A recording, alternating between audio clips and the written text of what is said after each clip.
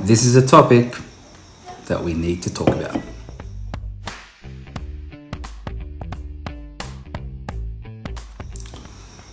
Look who made it back. And the first thing he does is go on his mobile phone. That's right. Welcome back, baby brother. Thank you for having me.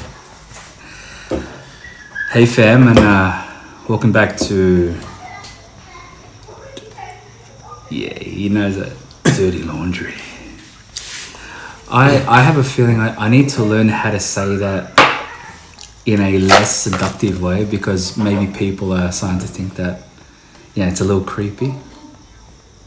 How would you do it in an accent? Put on an accent for it. How would a Filipino say it? Welcome to Dirty Laundry. Evening, Pam. Welcome back to the Dirty Laundry. It doesn't work. What is it today? Wednesday. Happy Wednesday, everybody. A massive thank you to baby brother. I told him that I needed to drink anything with alcohol, and he's gone out so nicely. I just want to say thank you, because this is the first time that Canadian Club's been consumed on the Dirty Laundry podcast. So the non-sponsor sponsor. The non-sponsor sponsor. Fantastic. Well, fam, I'll be honest with you. Baby brother knows about the topic we're talking about tonight, and the reason why he knows is because I actually asked him for a couple of opinions and so forth and so forth. Now, there were a couple of topics that we were umming and ahhing about, and this one seemed to be something that we needed to speak about, because to me, taking one's life is it's probably the last thing you'd want anybody to do. It's a very very serious thing that happens in our world, and I don't believe it gets enough attention. And for me anyway, if people are talking about it, it allows other people who are experiencing these type of issues to go, you know what, I can feel a little bit more comfortable talking about this topic, and it might actually prevent myself from doing it. What do you reckon? Honest opinion. It's definitely a touchy subject. No one likes to hear about it, but it is something that he's talked about, and I think if you can talk about it, you kind of get a sense that, again, we're all in this together. So it's happening around everywhere, around everyone. But it's also safe to know that, there are helplines out there for each and everything. So There are. that's a positive. 13, 11, 14. All right. And we'll make sure that we get that up at the very, very end of the video, because it is important. I have had some friends, and actually very close friends of ours, that have unfortunately taken their life purely because of, you know what, regardless of the reason. And I think that's a big thing we need to take away from it. Regardless of the reason, see what I mean?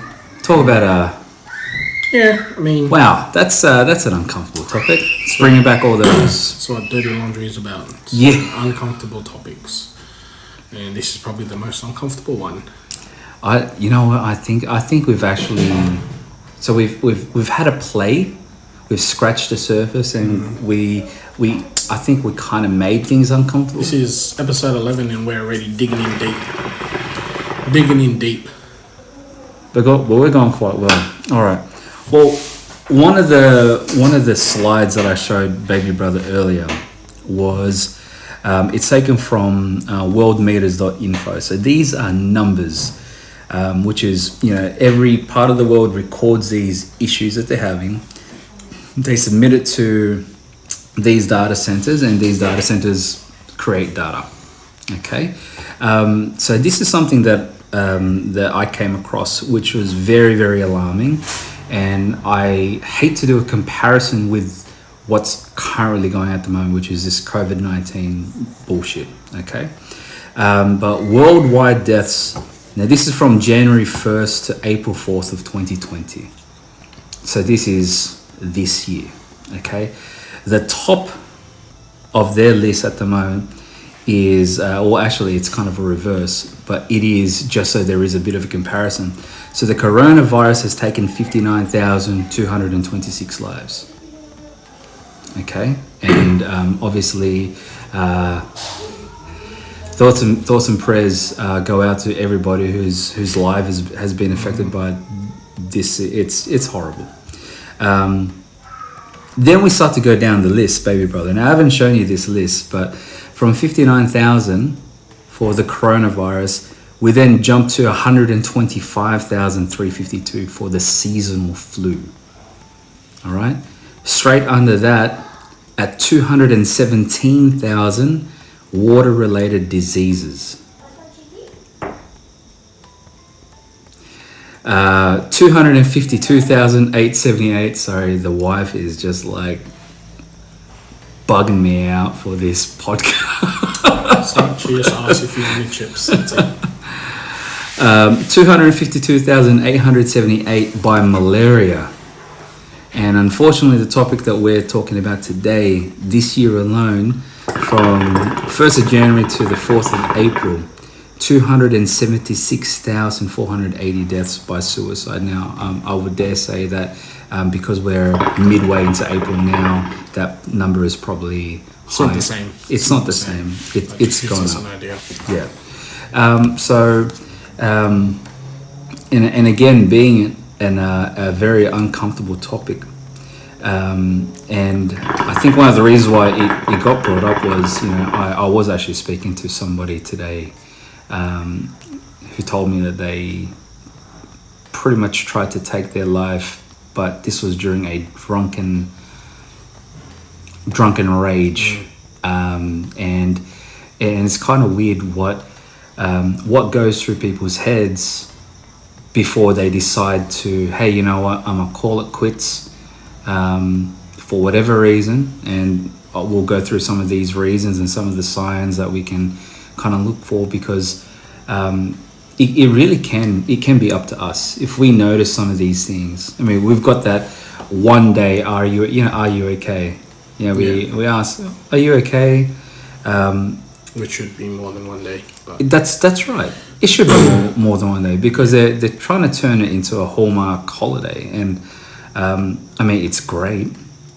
It's good, right? Because for that one day, maybe everybody kind of opens up. But I'll tell you now, it's almost like a joke, because we'll come across people and they'll just go, are you okay? And it's like, well, it's a serious question. Yeah. I know you've probably had, because we're brothers, and we won't mention names, obviously, but what are some of your thoughts about pretty much this whole suicide thing?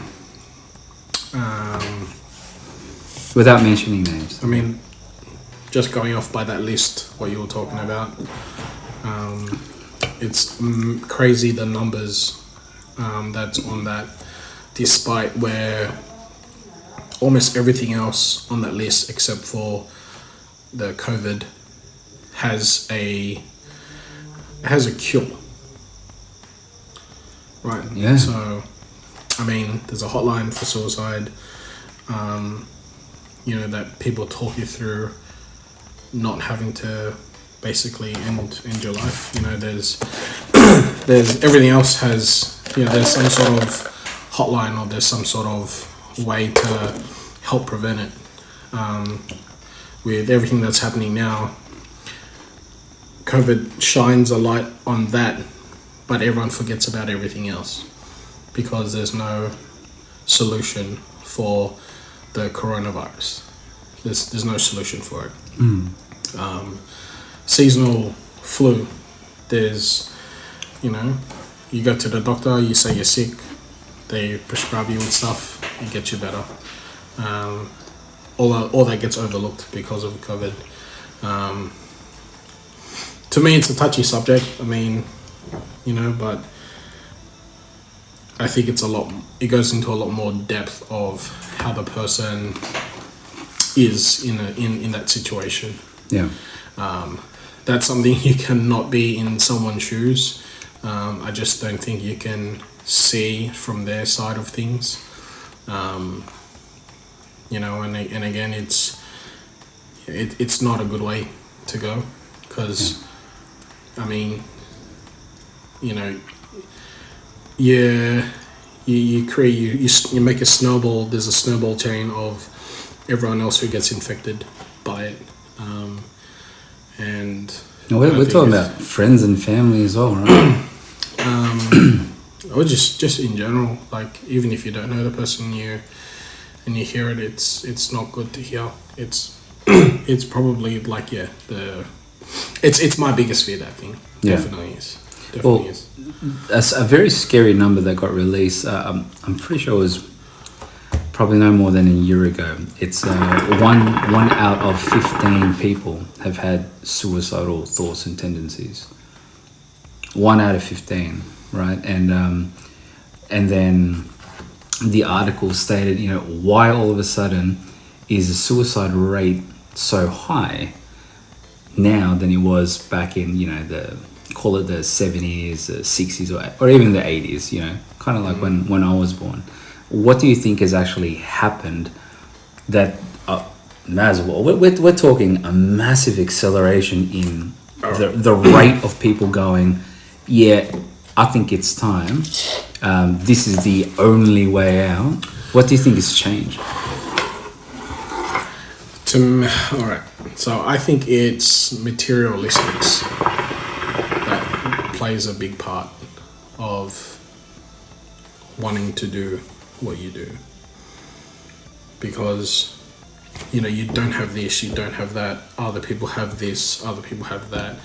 It's not going right for you, it's going right for them. Back they didn't have any of this that we had. If somebody has something that you want but you can't afford, that could be something that can trigger a thought in the head. You go through a bad breakup and you see that they're happy straight away. That's a thought. You lose your job, can't pay for anything, you lose your car, you lose your house. That's a thought. I think that's just too much build up for it right now. And I think that you put your materialistic things aside, and you really figure out what you have. What are some of those? And I like your angle. I really love the angle. What can some people start thinking that they actually do have? I mean, there are the obvious, family and friends. Okay, yeah. Let's just say, for example, and I'll never ever tell anybody, go kill yourself, because that's just dumb. That's just rude, right? You should be, and I don't want to say that. But if one of those people are listening, and it's like, well, you know what? I don't have any family. I don't have any friends. No one's going to miss me. No one's going to care. Whatever. What else can someone in those shoes kind of be optimistic about? I mean, like if you really want to seem very, what's the word I'm looking for? Like, you get those people who, motivational speakers, Yeah. It's like you get up, you be thankful you're alive, you had some rest, and you go conquer the day. You achieve goals. Some clip I saw on YouTube, some guys like, when you wake up in the morning, make your bed. That is your accomplishment for the day. That is, you've accomplished a task, and then how you move on throughout your day can be a momentum swing. Yeah. That's a nice look. Make your bed. That's getting up. You be thankful, and it all plays in our heads whenever something close to us happens. for those next couple of weeks or couple of months, you're very grateful for all the little stuff. And I think that's what we're all experiencing right now with this lockdown or, stay at home. Yeah. We're thankful to have technology that can still keep us together. That's true. The internet or anything smartphone related is so easy to still bond with people over FaceTime, play words with friends, make TikTok videos. Like it's like all this is coming up. Do people still make TikTok videos? Oh man. So I think it's way in advance now. So to me, waking up, make your bed. Those people who are fortunate to have friends and family, like that should be enough for you to, to enjoy or be thankful. To be thankful for. Well, one of the things that was written on the suicide prevention hotline, all right, is just warning signs of immediate risk. All right, now the stuff. Look, there's it's like 4 or 5 points, but the thing is, a lot of it is common sense, right? But for the people out there who are we need to just, I think, be a bit more aware. We need to be consistently aware, and as bad as it sounds, we almost need to be like Sherlock Holmes. We just kind of have to see what people are saying, how they're feeling, how they're acting, and then take that initiative. I mean, here are some of the things. So warning signs of immediate risk. So talking about wanting to die or kill oneself, looking for a way to kill oneself, such as searching online or obtaining a gun, talking about feeling hopeless or having no reason to live. So I mean, again, these are immediate risks. That means that the thought of going down, it's already there.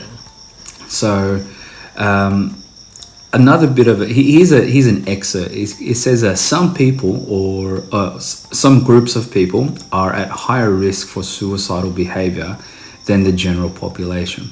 I'll read a couple. I'll read the list again. It's not many, but even I'm a bit shocked on the list because I haven't gone into this much detail about this stuff before. So, I mean, the first one is people who have already attempted suicide, lesbian, gay, bisexual, and transgender people, American Indians and Alaska Natives. All right. I mean, this is actually this is a worldwide prevention thing.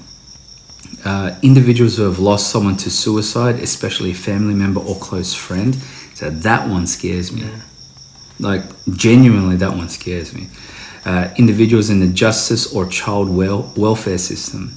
And that one I'll touch on straight after this because I think that's like a super sensitive topic. People with chronic or painful medical conditions, people with mental disorders, especially mood disorders, which include anxiety, borderline personality disorder, post-traumatic stress disorder, people with substance use or disorders, members of the armed forces and veterans, men in midlife, and older men. Now, the one thing I hope, I'd be lying if I said that I hope there is no one out there going through some of these issues or the one that I want to bring up, because I know there are, right? But individuals in the justice or child welfare system. Now, that could mean one of two things, in my opinion. So these are people who are going through, let's say, a custody battle, okay? And without trying to turn the topic into a sexist topic, here in Australia anyway, the chances of the mom getting custody of the kids over the dad, even if the mom is the one who has instigated the divorce, women are 8 times more likely to get the kid. Okay, and unfortunately, it leaves the dad who, and let's call a spade a spade. There are some deadbeat dads out there. Okay, there are some men, And if you're watching, please don't be part of the statistic. Be part of the solution here.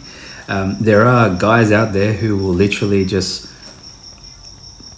get a girl pregnant and then run.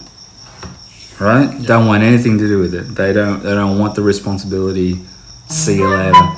And in those cases, so be it. You don't want to be part of that kid's life. Man up.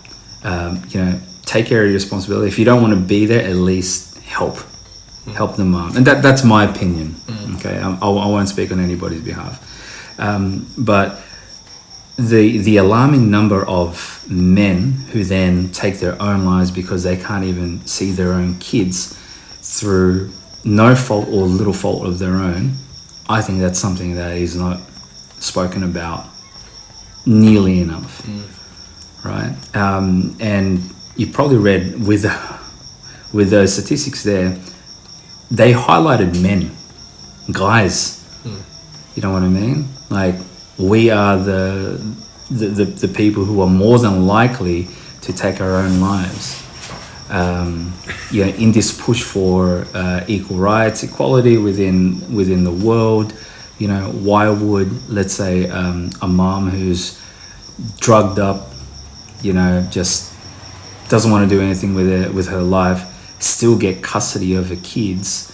Let's say when the dad is ready to go, he wants to take that responsibility, wants to be a good man, be a good dad. I mean, what are your thoughts on our amazing judicial system here, which awards? I think it's. I think it's just because the mother gave birth to the kid, and I think that's why it's always lenient to that. To make the story short, but to the point, if you're an unfit parent, you should not have custody or majority custody of your kid, regardless of gender. Plain and simple. If you're unfit, you don't get your kid. That's my opinion on that. That's actually really nice. That's straight to the point. Yeah. Like I said, I think it's a horrible. It truly is a horrible thing to think about, because we know a lot of guys. We're getting to that age now where I've pushed. How old did I turn? 35, right? 34, 35, 35. Yeah, I hit 35 already. So the majority of my friends have kids. And all that, and look, luckily enough, they're in good relationships. And these are my close friends, the ones I consider really, really close. But anything can happen. I've had amazing friends being together for so long, and then all of a sudden, with the drop of a hat, it's done. They call it quits, and they've got kids. Like, that's a shock. You know what I mean? That's a bit too touchy for me. No, I understand. Yeah. I understand. They do say that ways to help prevent suicide is for people, especially guys. And you know what? I hate bringing this up because it's almost like I'm picking on the boys. But there's this stigma going around that men shouldn't have to express their emotions. It's not real guys don't cry. Real men don't cry. And what's your? I mean, I cry. I don't care. I cry. I don't care. I'm happy to admit that to the people. But I cry for. I mean, I'm not talking about because I watch a sad movie. I'm talking about You cry for the right reasons. I cry for the right reasons. What's your message to people out there who go, I'm a dude. Guys don't cry. We're not allowed to show our wear our emotions on our sleeves. What do you say to those guys out there? Oh well, It's how I was raised. That's it. What's that? It's how I was raised. To have emotion. That's it. It's just plain and simple. You can be tough, but you can have a soft side. That's fine. You can have a tough exterior, but you can have a soft inside. That's fine. And you do. I think one thing we have spoken about here before is this whole balance. You know what I mean? I think you're absolutely right. There's nothing wrong with a guy having emotions, No. having feelings and having them hurt and all that. And I know there are some dad groups out there where a group of guys just kind of get together. They drink a couple beers, and they just have a chat, but not as nearly as enough as the amount of female groups out there. And again, no discredit to them, and I really don't, because we're tackling a bigger picture here.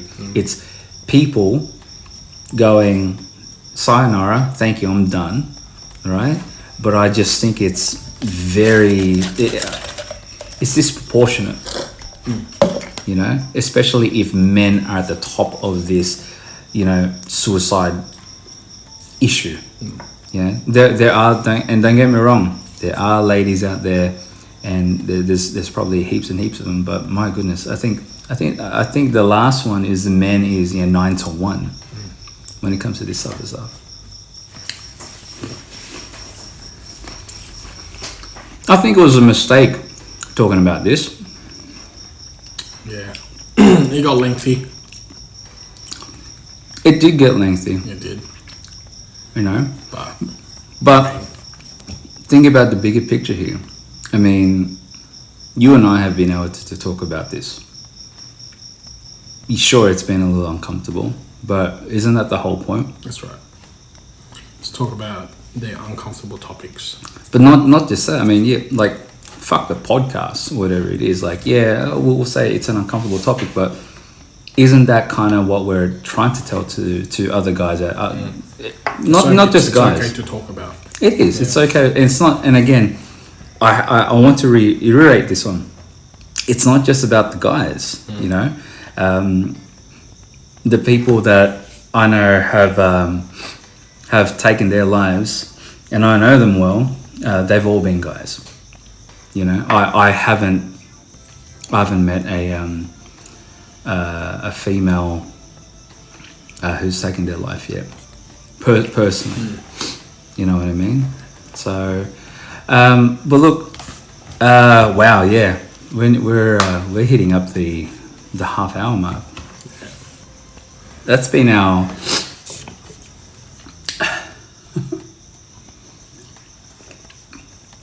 It was a bullshit podcast, dude.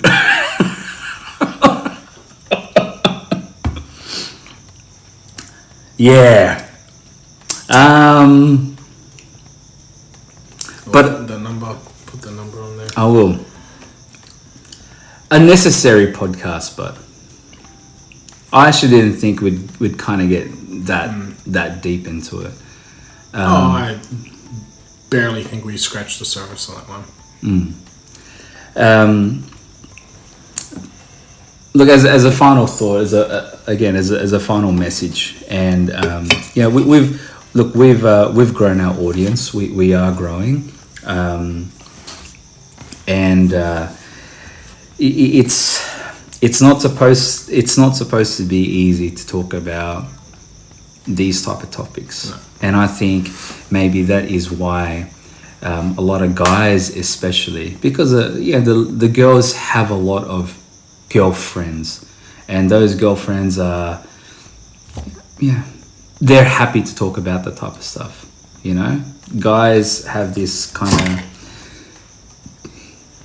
I guess, this thing where we don't talk about emotions. We just boys will be boys. Boys will be boys. We drink, we talk shit, but that's it. Well, I think that message that we just want at the end of all this is to anybody out there experiencing these type of issues, and again, irrelevant of the reason behind it. What we ask is, we can't tell you what to do, but what we ask is, open up, call the hotline. The people on there are, I've personally, I'm not going to endorse something I've never used, but I personally have not had to give them a call. I have back in the day called Kids Helpline. I think that's still going there. That's when I was, I think, 9 or 10, and I just kind of wanted to chat with somebody. And these people, don't rush through things. They take these matters very, very seriously, because it can affect more than just them, and it does. I would dare say that there is a lot more to life than what you said in the beginning, which is materialistic things. One thing that, speaking about YouTube videos, and we'll end on this, but one thing that I got to learn from watching all the motivational videos is life is supposed to pass you by. So life doesn't happen, it passes you by. It's the way that they use it, it's a lot like you standing in the middle of the ocean and just having the waves go past you. The waves don't freeze. You don't walk into the waves hit you, and then after they've hit you, they go on to the next person. So what may seem hard is only hard for a moment in time. That's right. Now, what you decide to do while that wave is hitting you, that's up to you and the people that you have surrounding yourself, that you surround yourself with. If everybody that you hang around is all negative and moody, the chances are you're going to follow suit. All right. We've definitely hit the 30-minute mark. Any final words? It's good to ask anyone if they're okay more than once a year, especially in a time like this, to catch up with people. Just make sure they're doing good, and that's positive vibes, really. That's all I gotta say. Perfect. We'll put up the number for the hotline. For what it's worth, fam, I think we've genuinely hit our first uncomfortable topic. Yeah, I agree. Let's make this every 10 video thing. Let's